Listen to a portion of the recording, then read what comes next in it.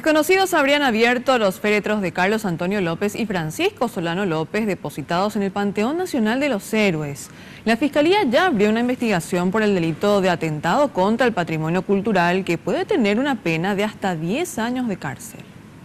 Fue el lunes cuando encargados de los trabajos de restauración del Panteón de los Héroes notaron que las urnas fúnebres estaban abiertas. Los restos del mariscal Francisco Solano López quedaron al descubierto, pero los de Carlos Antonio López están protegidos por una tapa metálica que los recubre.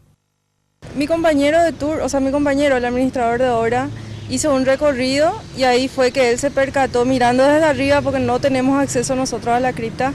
Se percató que los plásticos de protección que nosotros habíamos puesto para cubrir de polvo estaban levantadas, ¿verdad?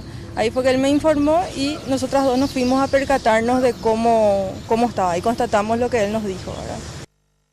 Como los trabajos se realizan en la cúpula del panteón y no en la cripta, no hay certeza de cuándo pudo haber sucedido, a pesar de la presencia permanente de guardias de la empresa Barraila Hermanos, responsable de los trabajos. Está un guardia de la empresa, 24 horas, que es el que custodia el sitio de obra, digamos, y la guardia militar es la que hace, también está acá custodiando los bienes, ¿verdad?